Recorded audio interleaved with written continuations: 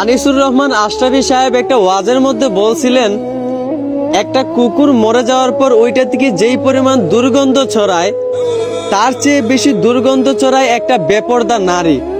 কারণ হয়তোবা একটা কুকুর মারা যাওয়ার পর তার দুর্গন্ধে আশেপাশের কিছু মানুষের সমস্যা হয়, কিন্তু একটা বেপরদা নারীর দুর্গন্ধে কিছু মানুষের নয়, বরং শত শত পুরুষের নজর খারাপ হয়, শত শত পুরুষের চরিত্র নষ্ট হয়। একটা বেপরদা নারী যখন রাস্তা দিয়ে হেঁটে যায় তখন পুরুষের ইচ্ছা না থাকার সত্ত্বেও ওই বেপরদা নারীর দিকে নজর চলে যায়। এখন কিছু মেয়েরা বলবে এইখানে তো পুরুষের দোষ, নারী যেমনি মন চায় তেমনি চলুক, পুরুষের নজর ঠিক রাখলেই তো হয়।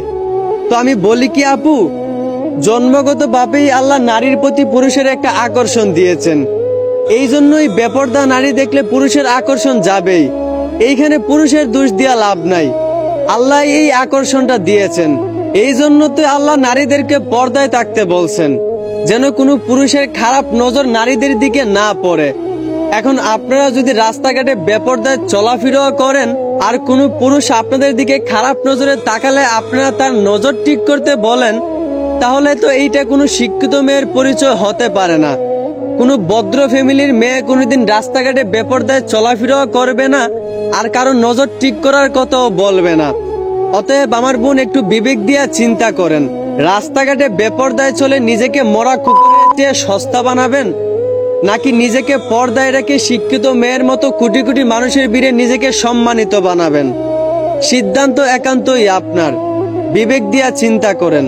একটু আগে শুনলাম আনিসুর রহমান আশরাফি সাহেব একটা ওয়াজের মধ্যে বলতেছেন, আল্লাহ তাআলা মুসলিম নারীদের জন্য নিজে কোরআনে বলছেন, ওয়াকারনা ফি বুয়ুতিকুন্না, হে নারী তোমরা গড়ে অবস্থান করো, ওয়ালা তাবাররাজনা তাবাররুজাল জাহিলিয়াতিল উলা, হে নারী তোমরা জাহেল বেহায়া মূর্খ নারীদের মতো রাস্তাঘাটে বেপরদায় চলাফেরা করিও না।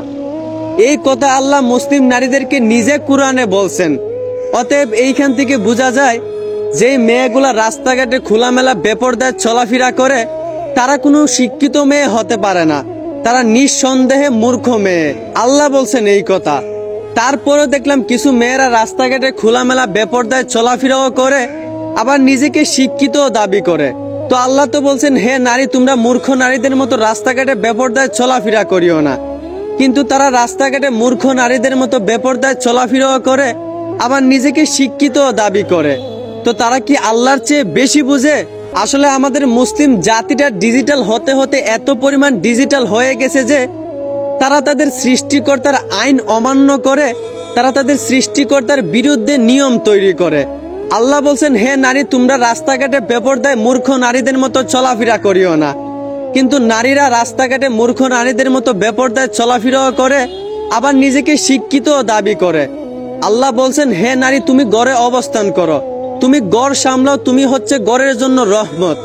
কিন্তু সেই নারীরা আল্লাহর বিরুদ্ধে গিয়ে তারা নারী পুরুষ সমান অধিকার দাবি করে, তারা রাস্তাঘাটে শার্ট প্যান্ট পরে চলাফেরা করে। আমার বোন, আমি আপনাদেরকে কিভাবে যে বুঝাই, পর্দা কখনো মেয়েদের স্বাধীনতা নষ্ট করে না, বরং পর্দা নারীদের সম্মান বাড়িয়ে দেয়।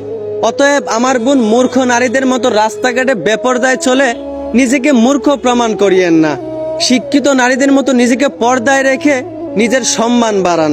আশা করি বুঝতে পারছেন। ধন্যবাদ।